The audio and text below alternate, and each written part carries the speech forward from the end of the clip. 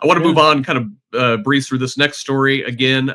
So let's look at this new rural health plan that the state's rolling out. So this is from the Indiana Capital Chronicle again. As part of the Republicans' one big beautiful bill passed this summer, Congress created a $50 billion rural health transformation program, setting the states in competition with one another for grant money. All 50 states submitted applications in early November, and we got the details of Indiana's plan this week.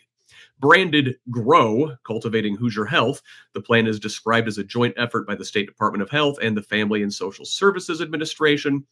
The proposal was organized around 12 multi-year initiatives aimed at expanding care access, modernizing technology, improving outcomes for chronic disease, strengthening emergency and maternity care, supporting behavioral health workforce development, and distributing large regional grants. Now, these grants are named Make Rural Indiana Healthy Again, leaning into Health and Human Services Secretary Robert F. Kennedy Jr.'s MAHA branding. The grant program would divide the state into 8 regions, requiring each region to apply, and the grants would be awarded on a competitive basis. And I'm going to start here with Amy. Amy, is this the way that we should be investing in rural health in our state? It sounds like to me that we're setting the different regions against the state against each other for a limited pool of money instead of like directing things where there's actual need. Yeah, and I think this is an example where, the firefighters are also the arsonists. I mean, look at how much money we have taken away from rural health funding, specifically with Medicaid. And I think it's what, $1 trillion over the next decade that is being taken out of Medicaid. Some upwards of like $150 billion just for rural health. And also the policies that we have as a state have an impact on rural health. So, let's go back to 2022 when Indiana was the first state in the country to implement a near total abortion ban. That has real consequences. We've seen, Hoosiers die because of that ban. We've seen, doctors leaving the state. We've seen, just so many bad outcomes as a result of those policies. And so, I think that there's like a holistic situation here that we need to be looking at. And, it's more than just, yeah, this is great. Let's put more funding into, rural healthcare. But let's not pretend that we aren't doing way more harm to it through our policies and the Medicaid cuts. And even, what was it? I forget the exact figures, but in the Indiana state budget last year, the amount of public health funding that was slashed was just astronomical. And so, what are we doing? Do we actually care about healthcare? Or, are we just using, people, just using them for when it's like politically expedient to look like we're doing the right thing?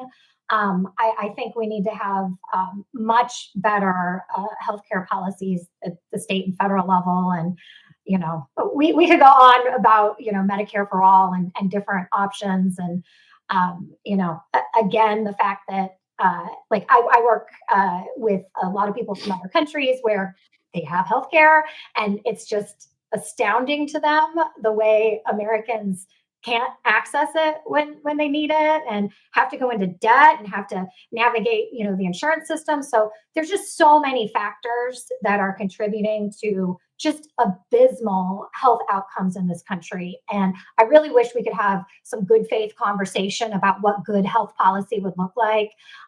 Because, this is a Band-Aid, and we need just comprehensive reform. And so I'll let the socialist take it from there, because I'm sure he's got some thoughts. Yeah, actually, no. I want to imagine a picture with me here. Okay, we are here in the middle, and to our right is a short, well maintained, nicely paved, tree lined path toward, full coverage, universal coverage for everybody. Now, you can get to, coverage for everybody another way. It is a long, winding path. You have to, ford rivers and climb mountains and, jump railroad cars, and there's a moat with alligators, right? Well, we chose that path because the other path, the nice tree lined one, you have to go through a gate, and the gate says socialism on it, and we don't go through that gate over there. Is that, Jesse, kind of the way the American healthcare system is? Yeah. So there's a few different things I want to say about it. That's an apt metaphor. I think that's perfect. But yeah, I mean, at the end of the day, a grant program to reward, competition, I could see there being a role for that in a like socialized healthcare system. There will be some people who want to innovate, try things differently, and some of those things will work better than others. I think that's great.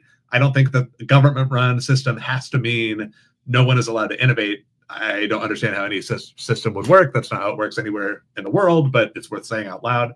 But I also just wanted to point out the fact, like, Amy's metaphor was great. Like, the firefighters are the arsonists. But while we're talking about firefighters, right? So if you Google firefighter costs Indiana, the costs of fire trucks are going up exponentially, partially due to tariffs, partially due to manufacturing issues. It's getting very expensive to buy fire trucks in Indiana.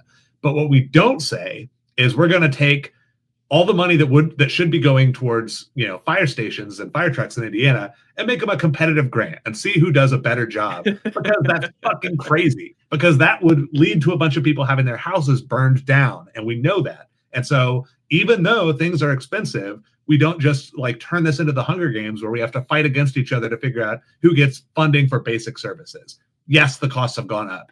Guess what? There are billionaires. There are multi-billionaires out there who have a mental disorder that we need to be helping them with. When you see a neighbor of yours who you walk into their house and you can't even walk because they're hoarding so much stuff, you don't think, man, this person really has it all figured out. They've got so much stuff. It's more stuff than me. Therefore, they're doing better than me.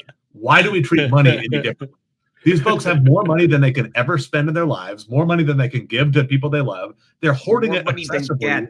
It's a mental health issue. So why are we letting these people set policy rather than just abolish the private health insurance industry, care for people first and foremost, above any profit, above any innovation, and then work from there? It's not a hard problem to solve.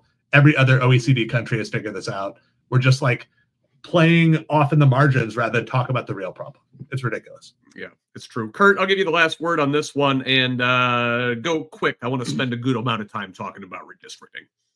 Well, yeah, I don't trust Republicans. I don't trust either party when it comes to healthcare. Okay. But I definitely don't trust Republicans, because Indiana is at the bottom of every major metric when it comes to healthcare nationwide, especially when it comes to maternal mortality rate.